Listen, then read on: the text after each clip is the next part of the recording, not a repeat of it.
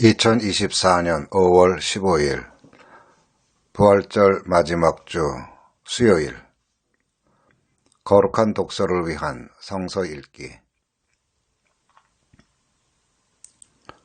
시편 115편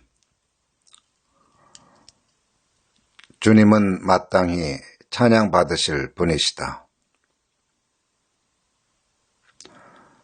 주님, 영광을 우리에게 돌리지 마십시오. 우리에게 돌리지 마시고 오직 주님의 이름에만 영광을 돌리십시오. 그 영광은 다만 주님의 인자하심과 진실하심에 돌려주십시오. 어찌하여 이방 나라들이 그들의 하나님이 어디에 있느냐 하고 말하게 하겠습니까? 우리 하나님은 하늘에 계셔서 하고자 하시면 어떤 일이든 이루신다. 이방 나라의 우상은 금과 은으로 된 것이며 사람이 손으로 만든 것이다. 입이 있어도 말하지 못하고 눈이 있어도 볼 수 없으며 귀가 있어도 듣지 못하고 코가 있어도 냄새를 맡지 못하고 손이 있어도 만지지 못하고 발이 있어도 걷지 못하고 목구멍이 있어도 소리를 내지 못한다. 우상을 만드는 사람이나 우상을 의지하는 사람은 모두 우상과 같이 되고 만다. 이스라엘아, 주님을 의지하여라. 주님은 도움이 되어주시고 방패가 되어주신다. 주님을 경외하는 사람들아, 주님을 의지하여라. 주님은 도움이 되어주시고 방패가 되어주신다. 주님께서 우리를 기억하여 주셔서 복을 주시고 이스라엘 집에도 복을 주시며 아론의 집에도 복을 주신다. 주님을 경외하는 사람에게 복을 주시니 낮은 사람, 높은 사람 구별하지 않고 복을 주신다. 주님께서 너희를 번창하게 하여 주시고 너희의 자손을 번창하게 하여 주시기를 바란다. 너희는 하늘과 땅을 지으신 주님에게서 복을 받은 사람이다. 하늘은 주님의 하늘이라도 땅은 사람에게 주셨다. 죽은 사람은 주님을 찬양하지 못한다. 침묵의 세계로 내려간 사람은 어느 누구도 주님을 찬양하지 못한다. 그러나 우리는 이제부터 영원까지 주님을 찬양할 것이다. 할렐루야.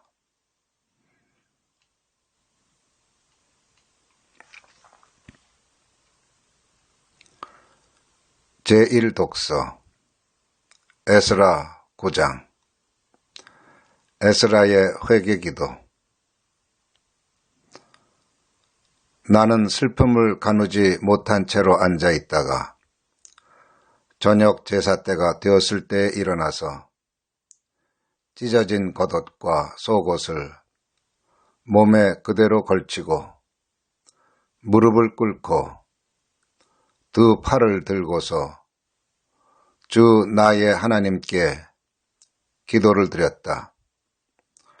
하나님, 너무나도 부끄럽고 낯이 뜨거워서 하나님 앞에서 차마 얼굴을 들 수 없습니다. 우리가 지은 죄는 우리 스스로가 감당할 수 없을 만큼 불어났고 우리가 저지른 잘못은 하늘에까지 닿았습니다. 조상 때로부터 오늘에 이르기까지 우리가 저지른 잘못이 너무나도 큽니다. 우리가 지은 죄 때문에 우리뿐만 아니라 우리의 왕들과 제사장들까지도 여러 나라 왕들의 칼에 맞아 죽거나 사로잡혀가고 재산도 다 빼앗기고 온갖 수모를 겪었습니다. 이런 일은 오늘에 와서도 마찬가지입니다. 그러나 주 우리 하나님께서는 비록 잠깐이기는 하지만 우리에게 자비를 베푸시어 우리 가운데서 얼마쯤을 살아남게 하셨습니다. 또한 주님께서 거룩하게 여기시는 곳에 우리가 살아갈 든든한 터전을 마련하여 주셨습니다. 하나님께서는 우리 눈에서 생기가 돌게 하시고 잠시나마 종살이에서 벗어나게 하여 주셨습니다. 우리가 종살이를 하였지만 하나님께서는 우리를 언제까지나 종살이를 하도록 내버려 두지 않으시고 오히려 페르시아의 왕들에게 사랑을 받게 하여 주시고 또 우리에게 용기를 주셔서 하나님의 성전을 다시 짓고 무너진 곳을 다시 쌓아 올리게 하시어 유다와 예루살렘에서 우리가 이처럼 보호를 받으면서 살아갈 수 있게 하셨습니다. 우리의 하나님, 주님께서 이렇게까지 하여 주시는데 주님의 계명을 저버렸으니 이제 우리가 무슨 말씀을 드릴 수 있겠습니까? 주님께서는 일찍이 주님의 종 예언자들을 시키셔서 우리가 들어가서 차지할 땅은 이방 백성이 살면서 더럽힌 땅이라고 말씀하셨습니다. 거기에서 사는 자들이 역겨운 일을 하여서 땅의 구석구석까지 더러워지지 않은 것이 없다고 하셨습니다. 우리의 딸을 그들의 아들에게 시집 보내지도 말고 그들의 딸을 며느리로 맞아들이지도 말라고 하셨습니다. 우리가 강해져서 그 땅에서 나는 좋은 것을 먹으며 그 땅을 우리 자손에게 영원한 유산으로 물려주려면 그 땅에 있는 백성이 번영하거나 성공할 틈을 조금도 주지 말아야 한다고 하셨습니다. 우리가 당한 일은 모두 우리가 지은 죄와 우리가 저지른 크나큰 잘못 때문입니다. 그렇지만 주 우리의 하나님은 우리가 지은 죄에 비하여 가벼운 벌을 내리셔서 우리 백성을 이만큼이나마 살아남게 하셨습니다. 그러므로 다시는 주님의 계명을 어기지 않아야 하였습니다. 역겨운 일을 저지르는 이방 백성들과 결혼도 하지 않아야 하였습니다. 이제 주님께서 분노하셔서 한 명도 남기지 않고 없애버리신다고 해도 드릴 말씀이 없습니다. 그렇지만 주 이스라엘의 하나님, 주님은 너그러우셔서 우리를 이렇게 살아남게 하셨습니다. 진정 우리는 우리의 허물을 주님께 자백합니다. 우리 가운데서 어느 누구도 감히 주님 앞에 나설 수 없습니다. 제2독서 요한복음 16장 근심이 기쁨으로 변할 것이다. 조금 있으면 너희는 나를 보지 못할 것이다.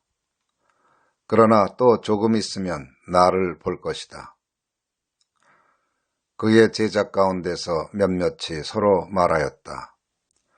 그가 우리에게 조금 있으면 나를 보지 못하게 되고 또 조금 있으면 나를 볼 것이다 하신 말씀이나 내가 아버지께로 가기 때문에 라고 하신 말씀은 무슨 뜻일까? 그들은 말하기를 도대체 조금 있으면이라는 말씀이 무슨 뜻일까? 우리는 그가 무엇을 말씀하시는지 모르겠다 하였다. 예수께서는 제자들이 자기에게 물어보고 싶어하는 마음을 아시고 그들에게 말씀하셨다. 내가 조금 있으면 너희가 나를 보지 못하게 되고 또 조금 있으면 나를 볼 것이다 한 말을 가지고 서로 논의하고 있느냐? 내가 진정으로 너희에게 말한다. 너희는 울며 애통하겠으나 세상은 기뻐할 것이다. 그러나 너희가 근심에 쌓여도 그 근심이 기쁨으로 변할 것이다. 여자가 해산할 때에는 근심에 잠긴다. 진통할 때가 왔기 때문이다. 그러나 아이를 낳으면 사람이 세상에 태어났다는 기쁨 때문에 그 고통을 더 이상 기억하지 않는다. 이와 같이 지금 너희가 근심에 쌓여 있지만 내가 다시 너희를 볼 때에는 너희의 마음이 기쁠 것이며 그 기쁨을 너희에게서 빼앗을 사람이 없을 것이다. 그날에는 너희가 나에게 아무것도 묻지 않을 것이다. 내가 진정으로 너희에게 말한다. 너희가 아버지께 구하는 것은 무엇이나 아버지께서 내 이름으로 주실 것이다. 지금까지는 너희가 아무것도 내 이름으로 구하지 않았다. 구하여라. 그러면 받을 것이다. 그래서 너희의 기쁨이 넘치게 될 것이다. 아멘.